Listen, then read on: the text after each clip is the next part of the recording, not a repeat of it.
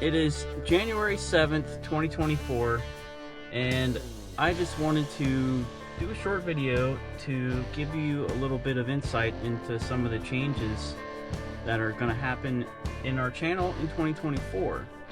So, as many of you already know, I purchased a Jeep Wrangler in 2020, and I did a little bit of suspension modifications and did a little bit of off-roading, and I really fell in love with off-roading. But what I realized near the end of 2023 was that I love off-roading so much that I don't want to risk damaging my Jeep Wrangler because it's so nice looking and it's new. It was expensive. I'm not gonna lie about that. So I've decided that I'm going to sell my Jeep, and at some point in the near future I'm gonna buy an older Jeep Wrangler and build it so I can be more aggressive off-road, rock crawling, mud pits, anything like that.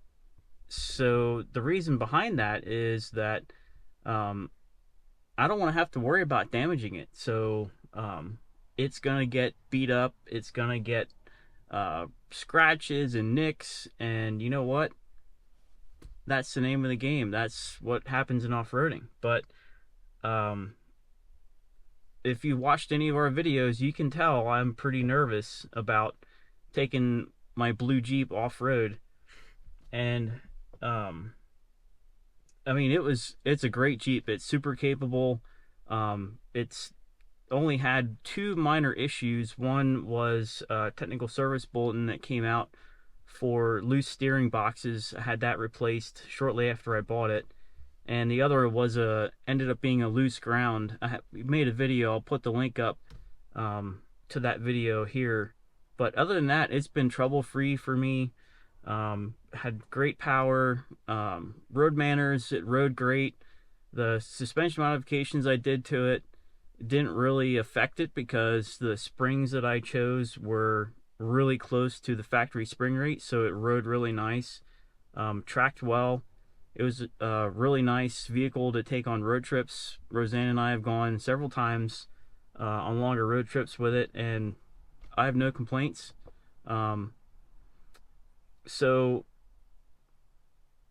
this is probably one of the last times that I'm going to be sitting in my Jeep, and I'm just reflecting on some of the things that the experiences I've had in it. And I realized that going through the process of trying to sell it privately with all the mods on and trying to trade it in with all the mods on, that's really not a cost-effective way to do it. Probably many of you know this already, but dealerships don't really give you any sort of value to wheels and tires, suspension modifications. They don't care. They just go by the Kelley Blue Book value and what that tells them your vehicle should be worth in the condition that you bring it to them. So I ended up, when I wasn't satisfied with some of the pricing I got from some of the dealers, and I tried advertising it locally for sale privately, didn't really get anyone interested in it that was serious about it. So I decided to turn it all back to stock, and I tell you what, it's quite a change. So let's get out and take a look at it.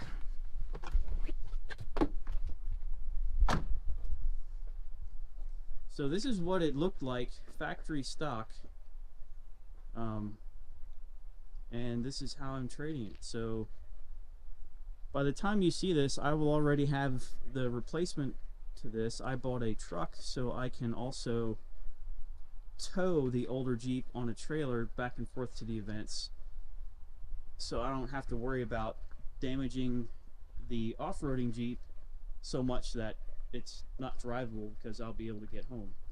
That's the other reason. I've always been a truck guy. I like trucks. The Jeep is super fun. It's, like I said, it's really capable. It's been really reliable for me. I really enjoyed it. Road manners have been really good. So I'm gonna get a truck, I'm not going to spoil the surprise yet and tell you what kind of truck I got, but I did a custom factory order, and I'm going to be picking it up in about a week. So like I said, by the time you see this video, the other vehicle the truck will be in my garage, and this will be traded in. So anyway, you can see how it looked stock, well, except for the window tint and these decals here, the American flag. I added those. I thought they looked really good and complemented the Jeep well, so I left them on. Don't know if the dealership's going to be taking them off or not, but at this point I was satisfied with the value they gave me for it for trade-in, and I'm going to leave them on. I also added these Ocean Blue Edition decals in place of it used to have Wrangler Unlimited there, and let's be honest, people know this is a Wrangler. They know it's unlimited, you know, 4-door. You don't need to have that extra decal there. So I took it off shortly after I got it. The guy that makes these decals, he has a unique decal in all kinds of colors for every color of Jeep, so that it has a different I guess motive or motif, I don't know what you want to call it, but it has a different theme. There it is, different theme for every color Jeep. Like Roseanne's Jeep is white, so they called that the Great White Edition. Anyway, you can get, this is like a matte gray color, but you can get the decals from Pixel Decals in any color you'd like. He has a wide list of colors available, but it's really cool, and I'm gonna leave that on. They'll probably take it off and put it back to Wrangler Unlimited, because, you know, people don't really know what these are. Seriously. Same way with this Jeep decal, or this is actually an emblem. It's raised letters. Obviously, it's a Jeep, so I didn't do anything with that. But anyway, folks, I just wanted to give you a short video about some of the changes coming up here pretty soon. It's a snowy day here in January, and the Jeep is gonna be finding a new home pretty soon, and I'm gonna have a new vehicle in the garage.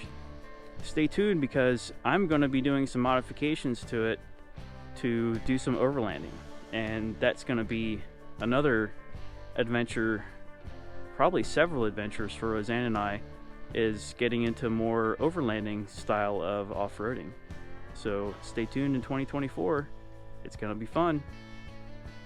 Thanks for watching, and we'll catch you on the next one. See ya. Have a great day.